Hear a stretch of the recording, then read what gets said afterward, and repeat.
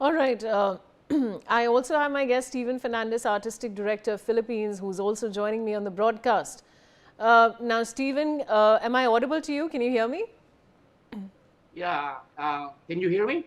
Yes, Am absolutely, I good? Stephen. Just wanted to Okay. ask you, what is the situation in Philippines as of now? Well, very bad. Really bad. But fortunately, I live in an area that is outside of the typhoon now. This is an area of Mindanao, southern Philippines, and we are fortunate. What we do have here is just gloomy skies.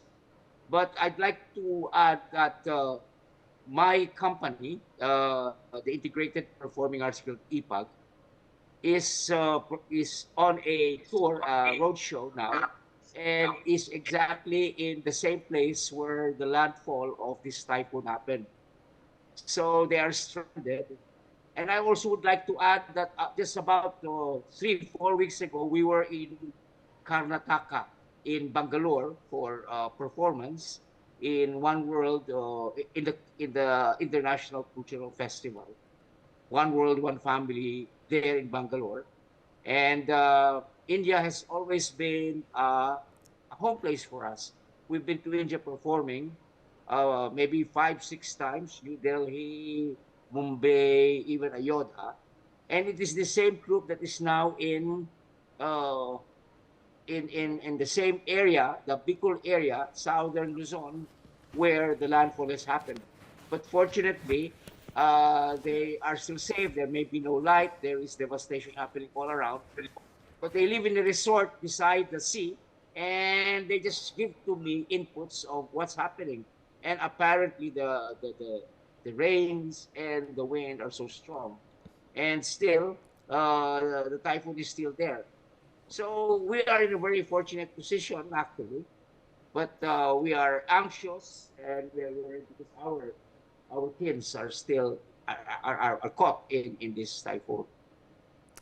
Stephen, what about the evacuation situation? Are people currently being evacuated, or is the evacuation process completed? In the Philippines is very bad. We do not have the facilities. We have very bad planning. We have very bad leaders, and a lot of this, even this devastation that is happening now, has been a result of wrong flood control projects. So, as you have heard, perhaps there is evacuation. There are institutions and there are bureaus that take care of this. However, facilities are really that bad. So Philippines, being very very spiritual, would rely so much on religion for us to save our people. But we try to save ourselves. No, there are certain portions, like even a very very progressive city like Cebu, in the most actually recent flood. वहाँ से वो Wasim sir से बोला था तो Yes, उन्होंने Cebu last about two परसों गए थे, three. तो जो डांस Yeah, कराते हैं उनसे हम मिले yeah. थे।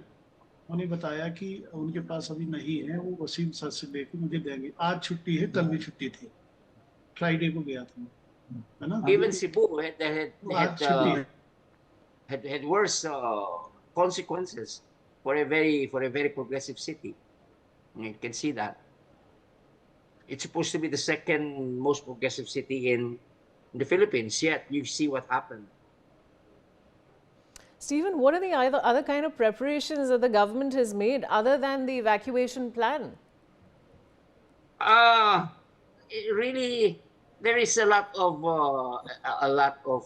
how do you say this, in corruption. A lot of this is the problem for a growing country like the Philippines, and it in a very dystopian manner. This can be a even a blessing in disguise to see the um the minuses that we have, uh, the non-preparedness, the lack of planning for such a country that is always every year having 20 plus typhoons, but not as bad as the typhoon that we have now. This is really, I should think in my lifetime, the worst typhoon. Stephen, I was reading earlier that, Baikal was affected in the former half of the day. What is the situation in Baikal as of now? For me, is that question for me? The Yes, yes, situation Stephen. continues. Yes, Baikal. The The region situation Baikal is what continues. I'm talking about. Yeah, the situation is not very good because the typhoon is traveling at a very slow pace. It's not, something that just passes through, and as it moves towards the north, it becomes stronger and stronger. You know, So hopefully, we just, what I have here is I'm just receiving reports of what's happening. But so far, the reports that I'm receiving from our company says everything is okay. But we have to go, not use our portable phones because we don't have electricity. At 5 o'clock, power will be off. What we're using now is a generator.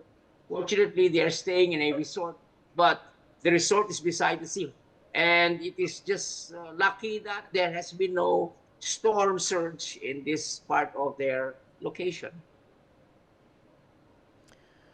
now, Stephen, of course, I mean, I also want to ask you, has the government generated any helpline numbers where people can call in and see if their family members are all right? There are lifelines, there are calls, but all of these consequences, all of these products, you can only see even after the typhoon. I would suggest even that they'd like to check on the gaps that happen because of all of this. You see, it's really something that can be logically solved, really, no? Like evacuation, but evacuation when we have very very bad facilities, very very bad transport, very very bad communication. We don't even get together for our local governments to centralize every effort for such disasters like this. All right, Stephen, thanks for These are the joining. Yes, please go on. Yeah, yeah. Go This is on. these are the forces that we will have to contend with right now. It's something that is, you see, that is organic in us, and I think not only in us but in a lot of other Asian cultures, where there is very little logic, there's very little science